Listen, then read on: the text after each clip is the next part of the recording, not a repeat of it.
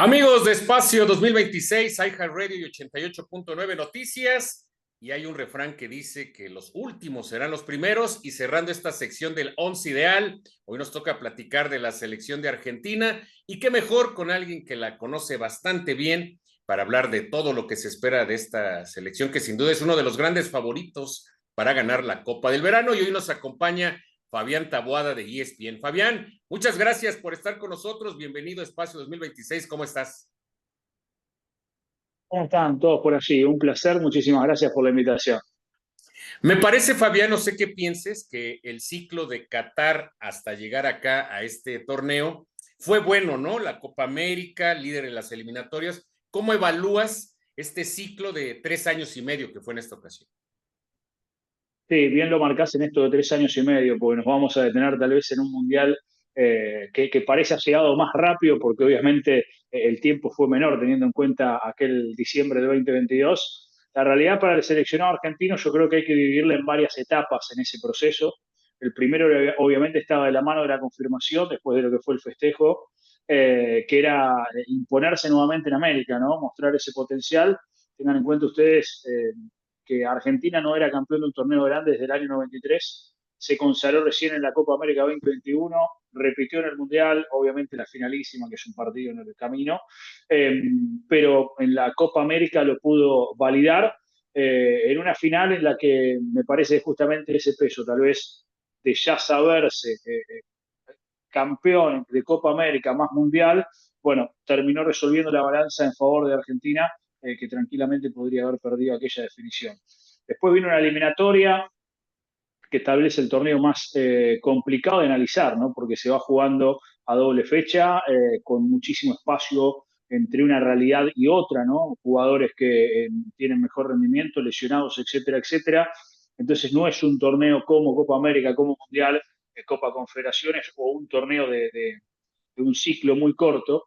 Y allí Argentina, la verdad, que tuvo un paso arrollador, porque terminó sacándole más de 11 puntos a la escolta, o 11 puntos, si mal no recuerdo, creo que 38-29, a Ecuador, y después estuvo todo muy parejo, en una eliminatoria realmente que era histórica para el continente sudamericano, teniendo en cuenta que había 6 cupos y medio de cara a esta nueva Copa del Mundo que va a entregar eh, un montón o entregó un montón de plazas a diferencia de los anteriores.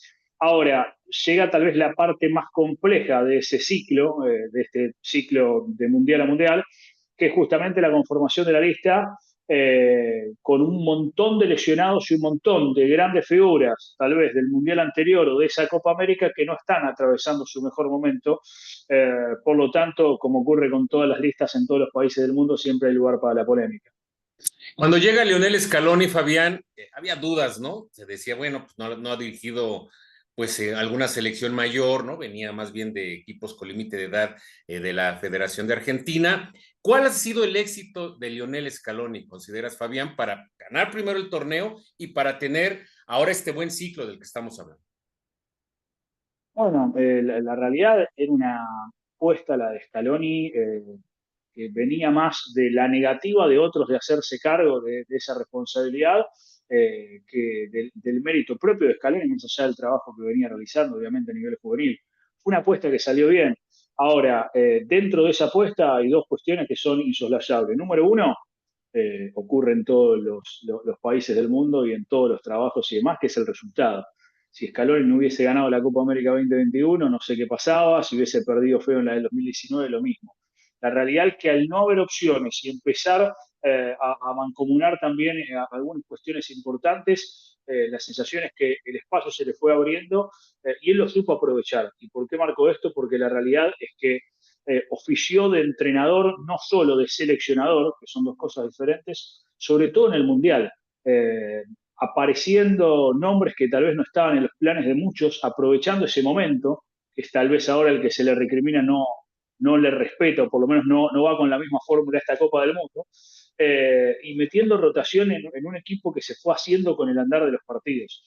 Y que de esta manera me parece que ahí eh, terminamos encontrando la primera gran mano de Scaloni, que fue ir haciendo los cambios en la previa de los partidos, porque no es un gran hacedor de cambios durante los partidos. Ok, perfecto. Muy bien lo de Scaloni. Hablemos de Lionel Messi, ¿no? Sin duda el jugador más importante del torneo con Cristiano Ronaldo. ¿Cómo sientes que llega en lo anímico y en lo físico, Fabián, para el torneo?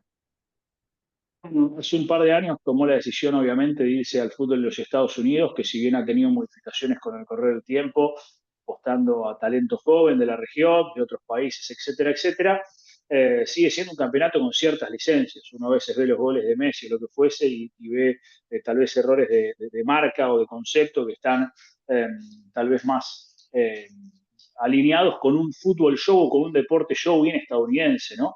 Esta cuestión de que el privilegio que juegue de local el jugador franquicia o los jugadores franquicia para que el que paga el abono lo pueda observar y no tanto en las giras que puede realizar el equipo.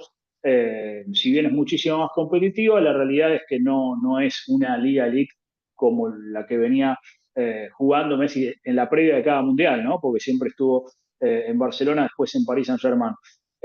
Ahora, cada vez son más los jugadores de ligas que no tienen esa trascendencia de las cinco más importantes, que actúan en una Copa del Mundo, en un seleccionado, y más en este Mundial que va a tener más equipos. Dicho esto, uno tiene la sensación de que Lionel Messi llega con la tranquilidad de ya saberse campeón del mundo, eh, con la tranquilidad más allá de la dinámica que hoy se busca en el mundo fútbol, de que por sus cualidades tiene capacidad para anteponerse tal vez a, lógicamente, un físico que fue avanzando, y no es el del Mundial 2006, 2010 y así sucesivamente.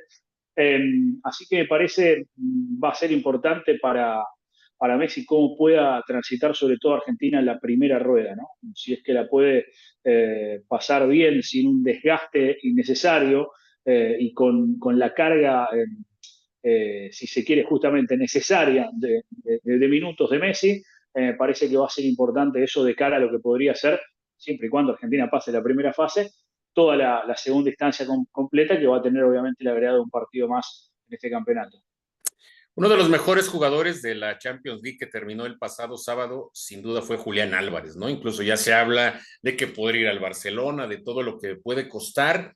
No sé, me parece que él puede ser a lo mejor el mejor centro delantero que llega para este torneo. ¿Tú lo ves así o cómo lo ves a Julián y la importancia que tiene para el equipo? Bueno, se da una particularidad también dentro de lo que es el armado del equipo argentino, porque los dos nueve son Lautaro Martínez, obviamente, que al Mundial anterior llegó con una lesión y Julián Álvarez le termina sacando el puesto, y Julián Álvarez, que no es el nueve tradicional, es un nueve más moderno, ¿no? No es un jugador excesivamente alto, potente, etcétera, etcétera. Tiene otras virtudes. La realidad es que está en un momento bardo, es un jugador desde el comienzo, sus arranques en River Plate, que mostraba capacidad de adaptación total, casi como sin entender el contexto, pero esto lo destacamos como algo positivo, ¿no? Rindiendo siempre bien en los equipos que fue, más allá de la tenacidad, de la entrega y esas cuestiones que parecen ser innegociables en él. Y el otro lado está un Lautaro Martínez que es capitán del Inter, que no para hacer goles, que la realidad es que tiene números importantísimos en el seleccionado, pero que da la sensación no terminó de meterse al hincha en el bolsillo. Se le exige más a Lautaro Martínez que tal vez a otros, pero uno cuando ve los números realmente son espectaculares, incluso con goles importantes en el último tiempo. Así que ahí va a estar obviamente una de las grandes disputas, cuál será la carta de Scaloni, si justamente darle la confianza a un Julián Álvarez que viene muy bien, o probar con otra variante como puede ser Lautaro Martínez. ¿Y tú quién crees que lleva ventaja, de acuerdo a lo que has visto, a lo que observas, Fabián? Yo creo que por la historia reciente con el seleccionado, lo de Julián Álvarez, con eso haber sido campeón del mundo, haber rendido y demás, me parece que puede ser importante como para arrancar. Ahora, por actualidad, más allá de alguna lesión que tuvo esta temporada y demás, los números de Lautaro Martínez son realmente descomunales. Claro, está interesante. Ya cualquier equipo quisiera esa duda, ¿no? A nivel mundial, tener dos jugadores de ese tipo y tener que elegir uno, pero es complicado. El medio campo de Argentina también es bien importante, Fabián, con McAllister, con Fernández, con De Paul, que ayudan mucho, ¿no? Para que Messi pues también pueda tener esta soltura, esta libertad, el valor que tiene este medio campo de Argentina. Ahí es donde viene uno de los grandes temas de la lista. Enzo Fernández es tal vez más allá de algún cortocircuito que tuvo con Chelsea por alguna declaración, el de mejor rendimiento actual, el de más minutos en la temporada de nivel. Alexis sufrió alguna lesión, no tuvo su mejor temporada. Eh, bueno, De Paul, lo mismo que Messi, está jugando en una liga que no tiene esa trascendencia y esa intensidad. Leandro Paredes vino a la Argentina para jugar en Boca. Ezequiel Palacios también sufrió alguna lesión tradicionalmente durante la temporada. Yo creo que por eso te marcaba el comienzo con Scaloni. Si uno ve la lista y los que quedaron afuera suelen ser sub-23, ¿no? Apostando tal vez a, bueno, les marqué un poco el camino de que el mundial que viene es el de ellos, apuesto a la experiencia y a algunos jóvenes, eh, pero me parece que acá se van a juntar dos cosas importantes. Primero, algo a nivel informativo, que la sensación es que Scaloni ya ha anunciado dentro del plantel que de estos 26 nombres vamos a rendir a full estas 2 semanas de amistosos, entrenamientos y amistosos. Si veo que alguno no está al 100%, fuera de la lista y adentro alguno de los 55, ese me parece es el primer mensaje. Y segundo, si alguno de estos pesos pesados ya no rinde, Scaloni vuelve a la fórmula del 2022 y va retocando. Y ahí me parece que aparece en la escena, más allá también de alguna lesión, pero es un jugador más joven, Valentín Barco, que es un futbolista que se ha desempeñado muy bien en Francia, que es un todoterreno, que tiene sus particularidades también. Te puede dejar con uno menos en cualquier momento, se le sale la cadena rápido, pero también puede limpiar cuatro rivales y habilitarte para hacer un gol. Me parece que si el rodaje no es ideal para los que uno acostumbra van a iniciar, la aparición de Barco le puede dar algunas soluciones, más teniendo en cuenta que en esa intención,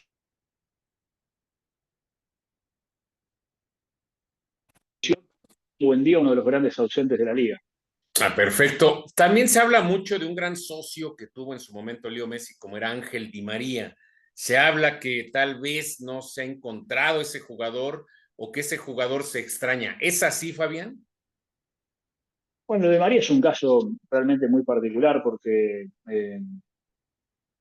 un jugador muy resistido durante mucho tiempo, ha hecho goles muy importantes, ha tenido su mejor versión justo en el tramo final, tal vez, de su carrera con el seleccionado. Eh, la realidad es que durante mucho tiempo la sociedad, uno se iba a lo estrictamente resultadista, sobre todo, pero además de rendimiento, la sociedad Messi-Di María no era la sociedad Messi-Di María que terminó siendo en el final, ¿no? Esa cuestión bien de momentos que hay que aprovechar. Eh, la realidad es que posterior al retiro tampoco hubo tantos partidos como para evaluar, bueno, quién será ese Di María que pueda aparecer. Fue un jugador importantísimo, un jugador que ha hecho goles en finales de Copa América, finales del Mundial, finales de Juego Olímpico, etcétera, etcétera, pero durante mucho tiempo, tal vez como muchos, no podía sostener o ofrecer el nivel que tenía en su club en el seleccionado, que es algo que ocurre diría más con naturalidad que con otra cosa. Pasa en casi todos los seleccionados. Va a ser una ausencia, obviamente, teniendo en cuenta los antecedentes del 2022, muy importante. Hoy está el fútbol argentino destacándose en un fútbol como es el argentino, con también por momentos licencias y en otros no tanto, pero de otro ritmo tal vez a lo que puede ser una principal liga europea. ¿Qué preocupa actualmente de la selección, Fabián? ¿Qué los inquieta a ustedes como medios de comunicación? ¿Qué es eso que preocupa de cara ya al inicio del torneo?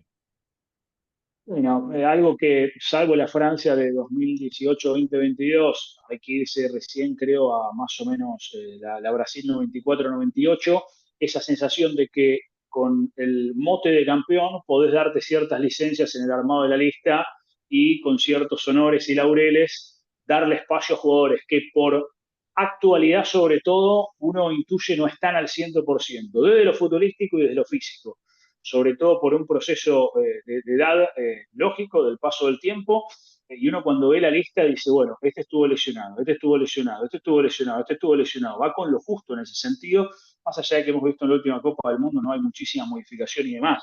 Eh, pero aparecen algunos nombres, como el caso de Barco, que tal vez yo lo intuyo como el que más minutos puede tener, pero después Medina, estuvo lesionado también, que es una de las sorpresas durante la temporada, Valerdi, a López uno no lo hace dentro del equipo, y después aparecen los casos como el de Lo Celso, que ha sufrido lesiones con continuidad, se perdió la última Copa del Mundo, hay una especie, entre comillas, de premio para que tenga participación mundialista. Eh, ha tenido pinceladas de ese buen fútbol durante su campaña, pero la cuestión física es lo que más alarma en esta actualidad al seleccionado argentino, que de hecho, si uno más o menos recuerda algunos nombres, empieza con esto. Dice, bueno, Alexis tuvo lesión, De Paul está jugando fuera, Cuti Romero tuvo lesión, y así podemos seguir un rato largo y casi todos han tenido lesiones durante la temporada. El eterno dilema, ¿no? Que hay con las selecciones nacionales, si se debe de respetar la jerarquía o se debe de llamar a los que están en mejores momentos, ¿no? Pero luego muchas veces los técnicos llegan a esa terquedad, ¿no? Esa necesidad de que este es el que a mí me gusta y a mí no me importa si viene bien, mal o regular. Hablando del grupo, Fabián, el grupo J, van a estar en Dallas, en Kansas, con Argelia, con Austria y el equipo de Jordania. ¿El grupo lo ves más fuerte que el de hace 4 años o era más fuerte el de hace 4 años el grupo que les tocó? Por una cuestión de arranque del grupo anterior y después de lo que terminó siendo el desarrollo, yo creo que el grupo anterior siempre pintaba más dramático, ¿no? Por el peso mismo de México, por lo que era Polonia, y además comenzaste perdiendo con Arabia Saudita. Ahora, yo a veces, siempre que veo los sorteos y empieza el análisis de cuál es el grupo de la muerte, el grupo más fácil, creo que más allá del sorteo tenés que ver cómo te toca el orden de los rivales, ¿no? Porque no es lo mismo cerrar con el partido más fuerte, entre comillas, que con el más accesible. Argentina tiene un equipo para romper la barrera del primer partido como Argelia, y nos hemos encontrado con un dominio, tal vez en África, de los equipos que no son de la región subsahariana, como había ocurrido en los comienzos de siglo, ¿no? Con los Senegal, con los Ghana, que te atropellaban físicamente, y ahora hay espacio para los Marruecos, para los Egiptos, para mismo Argelia. Eh, y además, a diferencia tal vez de tiempo atrás, vemos seleccionados que de alguna manera importan futbolistas a más no poder, ¿no? Jugadores que no tienen espacio en el seleccionado francés, van a Argelia, van a Túnez, van a Marruecos, España, etcétera, etcétera. Entonces, lógicamente Argentina parte como campeón del mundo por peso de historia, como el equipo candidato en el grupo, pero creo que va a tener por lo menos los dos primeros rivales muy respetables. Austria tiene muy buen equipo, yo relato habitualmente Bundesliga, la mayoría de los austríacos que juegan en la Bundesliga lo hacen a un gran nivel, tiene un peso pesado adelante como es Arnautovic, tiene con qué complicar al equipo argentino. Jordania termina siendo, además que va a ser uno de los países que se estrene, tal vez la gran incógnita. Por eso digo, el orden de los partidos te puede modificar un poco. Si bien vas a tener tal vez el más accesible en el último, tal vez no llegues con los 6 puntos al último. Y en este formato de mejores terceros, de primero, segundo, etcétera, etcétera, bueno, se puede empezar a complicar un poco la ecuación. No, y de hecho Argentina, digamos que tiene la obligación no solo por historia de quedar primero del grupo, porque si por ahí queda segundo, te puede tocar desde 16avos España, ¿no? Sí, en los cruces se da la situación así y está complicado. A mí me parece, Fabián, no sé qué pienses, que el grupo se va a complicar siempre y cuando Argentina no se relaje, ¿no? Yo creo que esa sería la dificultad de Argentina, porque yo creo que sí es superior a estos rivales, ¿no? Ya lo vimos en el Mundial anterior y creo que en este lo vamos a ver un poquito más, sobre todo en algunos pasajes. Eh, Hoy está todo tan estudiado, tan aprendido que equipos más limitados, que pueden cometer sus errores y destrabar partidos en favor del rival, eh, equipos, decía, más limitados, con cierto orden, con estrategia, con obviamente cuestiones que no son negociables, como la tenacidad, la enjundia, etcétera, etcétera, y la entrega, te pueden terminar complicando, ¿no? Desde lo físico, desde lo argumental, y obviamente me parece que ahí está la responsabilidad del equipo, entre comillas, grande, ¿no? Del que va con el mote de candidato. Bueno, ¿cómo resuelvo esto? Nadie le va a pedir a Argelia que le gane a Argentina, no tiene la obligación, Austria lo mismo y Jordania lo mismo. Ahora, me parece que va a estar interesante ver el desarrollo justamente de esos primeros partidos, que son un poco tal vez los que a veces, ¿no?, van marcando un poco el camino incluso de una selección en la Copa del Mundo o de toda la Copa del Mundo en general. Y en algo curioso, ¿no? Vladimir Petkovic, el entrenador de Argelia, fue entrenador de Lionel Scaloni y la Lazio, ¿no? También hablaba de eso Scaloni, que lo conoce y sabe cómo juega, ¿no? Sus equipos y estos sistemas y que no iba a ser un rival fácil. ¿Quién consideras, Fabián, que podría ser el principal rival de Argentina en la conquista del título? ¿Quién crees que es favorito para ganar esta Copa? Bueno, mira, por nombre y peso y lo que ha realizado en el último tiempo, uno siempre habla de Francia, como diciendo, bueno, Francia puede armar dos, tres equipos de nivel. España, sabemos el potencial que tiene. Yo no descartaría a Brasil por el peso de la historia, porque uno ve los nombres y porque lo tiene tal vez al mejor entrenador de. Es complicado esto de decir de la historia, lo que fuese, pero uno de los mejores entrenadores de la historia como Carleto Ancelotti. Eh, Ahora, uno ve los planteles y estamos yendo hacia un fútbol donde yo hacía el repaso el otro día y tal vez me interiorizaba más por, bueno, ¿quién está más robusto en defensa? ¿Quién tiene más solidez allí?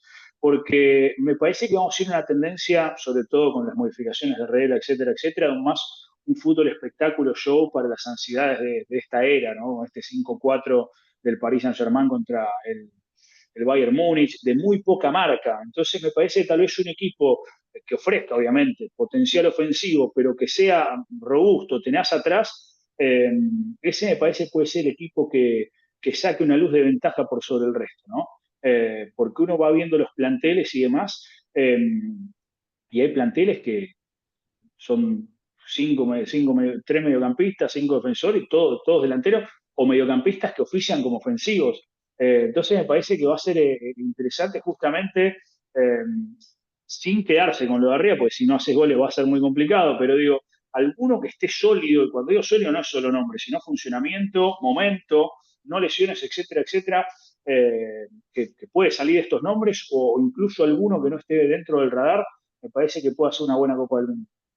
Cada torneo de estos hay una sorpresa, ¿no? Lo fue Marruecos hace 3 años y medio, en otras ocasiones fue Croacia. ¿Quién crees que pueda ser ese equipo que acá en México lo llamamos el caballo negro? Ese equipo que pueda sorprender. Bueno, en ese aspecto, porque también se dan ciertas particularidades recién en lo de candidatos. Uno tal vez no lo pone a Alemania entre los candidatos, pero ve el plantel que tiene y dice, bueno, Alemania pues está un escalón por debajo de Brasil en esto de no sumarse al lote, pero tiene ese potencial. Yo creo que tal vez es el mundial en el que justamente un equipo como Japón debería dar el golpe sobre la mesa, ¿no? Y aprovechar, porque hace mucho tiempo venimos hablando. Japón tiene todos futbolistas jugando la gran mayoría en Europa, en gran rendimiento hace tiempo. Me parece que puede ser uno de los equipos. Después aparecen ciertas incógnitas que van de la mano también yo hace rato no veo una selección Colombia con tan buenos nombres en tan buen momento, salvo algún que otro caso polémico, digo, pero claro, después cuando la veo jugar y apuesta mucho James Rodríguez, que viene casi sin jugar los últimos 5 años, más allá de hacerlo con la selección, y son todos ofensivos y queda solo el arma en el medio campo, digo, bueno, eh, en los nombres es una cosa, en el rendimiento es otra. Ahora, por potencial te entusiasma ese tipo de equipos. Hay dos equipos de la región nuestra, de Sudamérica, que me parece que van a estar muy bien elaborados como siempre, que son Ecuador, que se ha convertido de alguna manera, incluso a nivel clubes también, en el tercero del continente, sin duda, por detrás de Brasil y Argentina, dominando a nivel selección y también a nivel clubes. Y el otro seleccionado que va a ser muy complicado de superar en este mundial va a ser Paraguay, que tiene un gran entrenador como es Gustavo Alfaro. Me parece que por ahí se pueden ir armando algunas cuestiones dentro lo que nosotros llamamos el equipo sorpresa, el revelación, como decía recién el caballo negro.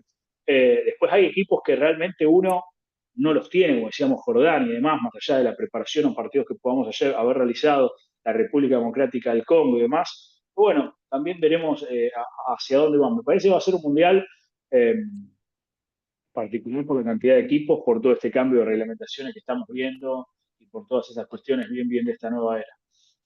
Por último, Fabián, y agradeciéndote tu tiempo, ¿cómo ves a México como sede? Digo, les trae gratos recuerdos. Hace 40 años nos tocó ver el esplendor de Maradona, Valdano, Burruchaga, Pumpido, etcétera, ¿no? Grandes jugadores, un gran equipo que brilló de la mano de Diego Armando Maradona. ¿Cómo ves a México como sede?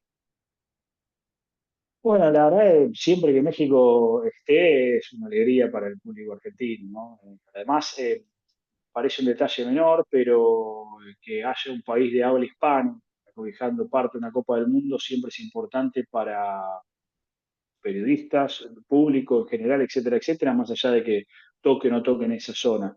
Eh, México ha mostrado ser un país potencia a nivel organizativo en ese sentido, siempre está dando el presente, etcétera, etcétera. Obviamente dominando o ahora peleando bastante con Estados Unidos en lo que es la región CONCACAF y demás, a nivel deportivo, a nivel sedes, porque Estados Unidos medio que abarca todo. Eh, pero la sensación también con México termina siendo que uno no puede despegar lo que es el análisis de la selección de lo que es la Liga MX. O sea, no hay manera de despegar. Lamentablemente es así, con cuestiones que hemos visto hasta hace poco, que los liberamos, que no los liberamos, que esto, que lo otro. Bueno, ocurre con habitualidad, son las reglas con las que juega México. Eh, no quiere decir que haya una propuesta superadora, eso también hay que aclararlo, son las reglas con las que juega México, pero claro, si vos tenés talento joven que se va afuera y cuando ve que es 3 partidos suplentes dice, no, vuelvo a América a cobrar una fortuna y a jugar como un rey, total no hay descensos, y bueno, y ahí aparecen los lines, etcétera, etcétera, y tenemos ejemplos de sobra. Hoy México no tiene muchos futbolistas en el extranjero jugando y jugando en ligas top, son casos contados. Entonces, te tenés que nutrir de tu liga y tu liga lo que ofrece es escenarios habitualmente llenos, un nivel competitivo intenso, eh, diversas nacionalidades formando los planteles, competencia internacional de testeo con la MLS, eh, pero la tenacidad competitiva se va cuando jugadores argentinos que tal vez destacaron un poco aquí, no les da para Europa, no sé qué, dicen, no, yo me quedo en México, acá perdimos 4 partidos, no pasa nada, tal vez me echan, que esto, lo otro, pero no descendemos. Entonces esa cuestión de competir con esas reglas es lo que tiene México no hoy, hace tiempo. Entonces, si uno lo plantea de esa manera, bueno, termina siendo tal vez complicado el destaque. Ahora, el potencial yo creo que está, porque ya lo ha demostrado en categorías juveniles, en categorías superiores y con estas mismas herramientas. Habrá que ver si con el tiempo justamente tal vez un buen resultado en la Copa del Mundo puede modificar algunas cuestiones en esto de lo que es Liga MX más selección o versus selección. No, totalmente de acuerdo contigo, Fabián. Se extraña la Copa Libertadores por estas cuestiones de las confederaciones que no pueden jugar torneos juntos porque es algo que prohíbe FIFA. Lo del ascenso y descenso que bien dices, la enorme cantidad de extranjeros, ¿no? Pueden estar hasta 8 en el terreno de juego. En fin, diste en el clavo, muchas de las cosas que dices son ciertas. Faltan formadores, en fin, son muchos temas, pero en otra ocasión lo platicaremos. Fabián Taboada, 10 bien, muchísimas gracias, muy completo el análisis. Ya nos decía Juan Villaverde, colega también de Panamá, que eras un crack y creo que no se quedó corto, así te describió y creo que nos has ayudado mucho y nos has cultivado y nos has informado bien de lo que es la selección de Argentina, los jugadores claves, el sistema y sobre todo lo que les ocupa actualmente. Muchísimas gracias, Fabián, te deseamos éxito en tu cobertura de la Copa, que te vaya muy bien y que también le vaya muy bien a la selección de Argentina. Muchas gracias, Fabián. Por allí, un gran abrazo para todos, gracias. Espacio 2026, recuerde, de lunes a domingo de 6 a 7 de la tarde a través de 88.9 Noticias y iHeartRadio. Hasta la próxima.